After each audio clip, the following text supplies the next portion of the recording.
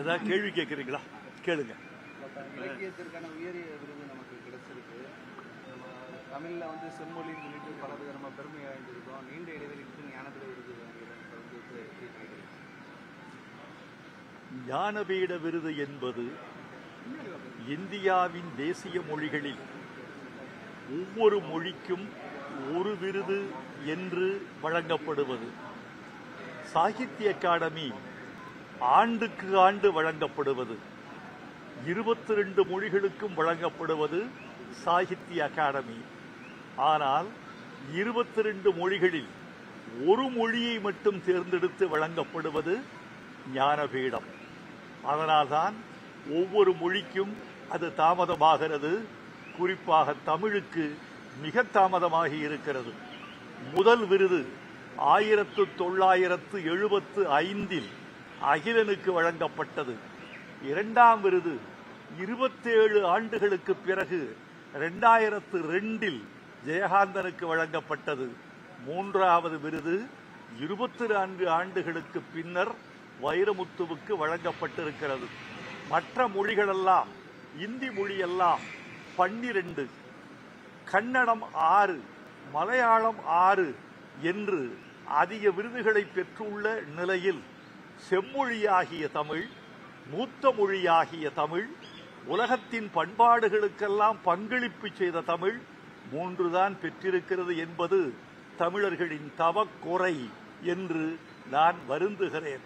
ஆனாலும் 4 நூற்றாண்டுக்கு பிறகு ஒரு தமிழ் கவிஞருக்கு வழங்கப்பட்டிருக்கிறது என்ற விருதை நான் எனக்கு மட்டுமான விருதாக கருதவில்லை. இந்த விருதை தமிழ் மண்ணுக்கும் மக்களுக்கும் அன்றே காணிக்கையாக்கி இருக்கிறேன்.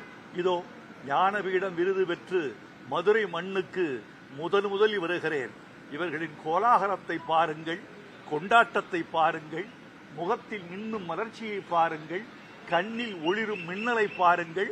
இந்த விருது தங்களுக்கெல்லாம் வழங்கப்பட்டதாக தமிழ் சமுதாயம் கருதுகிறது. என்னை இந்த விருதுக்கு தகுதிப்படுத்திய என் ஆசான்கள், எழுத்தாளர்கள், கவிஞர்கள், தலைவர்கள், ஒவ்வொரு சமூக மனிதனுக்கும் இந்த விருதை நான் காணிக்கையாக்குகிறேன், நன்றி சொல்கிறேன். மேலும் மேலும் தமிழ் வளரும், மேலும் மேலும் தமிழர்கள் விருது பெறுவார்கள். விருது பெறத்தக்க மொழி தமிழ், விருது பெறத்தக்க இனம் தமிழினம். நன்றி. சாகித்ய அகாடமி விருதா இருக்கட்டும், தேசிய விருதா இருக்கட்டும், இந்த விருதுகள் எல்லாம் எடுத்துட்டோம் அப்படின்னா இந்த மாநில மொழிகளோட தன்னாட்சி உரிமை குறித்து இப்போ விவாதங்கள்லாம் நடைபெறுகிறது. அதை எப்படி பார்க்குறீங்க? உங்க கேள்வி எனக்கு முழுமையாக புரியவில்லை.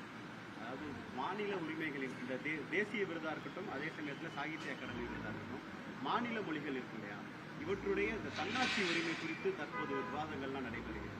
அதை எப்படி பார்க்குறீங்க? இப்போது நீங்கள் சுற்றி வளைத்து தமிழ்த்தாய் வாழ்த்து என்ற ஒரு நிலைக்கு வருகிறீர்கள் என்பதை உங்களுடைய கேள்வியின் பின்னணி எனக்கு சொல்லுகிறது. உங்கள் திறமையை பாராட்டுகிறேன். தமிழ்நாட்டுக்குள் நடக்கும் எந்த விழாவிலும் தமிழ்த்தாய் வாழ்த்துதான் முதலில் பாடப்பட வேண்டும் என்பது தமிழர்களின் வேண்டுகோள் மட்டுமல்ல, தமிழர்களின் குறிக்கோள், தமிழர்களின் பெருமை. நான் தமிழ் மொழி மட்டுமே தமிழ்த்தாய் வாழ்த்து முதலில் பாடப்பட வேண்டும் என்று கேட்கிற குறுகிய வட்டத்தை சார்ந்தவன் அல்ல. இந்தியாவில் பேசப்படும் எல்லா தேசிய மொழிகளும் முதலில் அந்தந்த மாநிலங்களில் முதல் வாழ்த்தாக பாடப்பட்ட பிறகுதான் தேச கீதமும் தேசிய கீதமும் இடம்பெற வேண்டும் என்று விரும்புகிறவர்கள் நாங்கள். எங்கள் மொழி வாழ்த்து முதலில் டெல்லியில் ஒலிக்கப்பட முடியாது. எங்கள் மொழி வாழ்த்து கன்னடத்தில் ஒலிக்கப்பட முடியாது. எங்கள் மொழி வாழ்த்து மலையாளத்தில் ஒலிக்கப்பட முடியாது. தாய் தமிழ்நாட்டு எல்லைக்குள் மட்டும்தான் தமிழ்த்தாய் வாழ்த்து முதலில் ஒலிக்கப்படக்கூடிய உரிமையை நாங்கள் பெற்றிருக்கிறோம். அதுதான் மரபு, அப்படித்தான் வந்திருந்தது. இந்த தமிழ்த்தாய் வாழ்த்தை தேர்ந்தெடுத்து இசையமைத்து பாடக்கூடிய உரிமையை எங்களுக்கு பெற்றுக் கொடுத்த கலைஞரை இந்த நேரத்தில் நாங்கள் நன்றியோடு நினைத்து பார்க்கிறோம். எனவே ஒன்றிய அரசுக்கு ஒரு வேண்டுகோள், அந்தந்த மாநிலங்களின் மொழி உரிமையை நீங்கள் பாதுகாத்து தர வேண்டும். அப்போது இந்தியாவின் இறையாண்மை இன்னும் மேம்படும் என்று நாங்கள் நம்புகிறோம். வணக்கம்.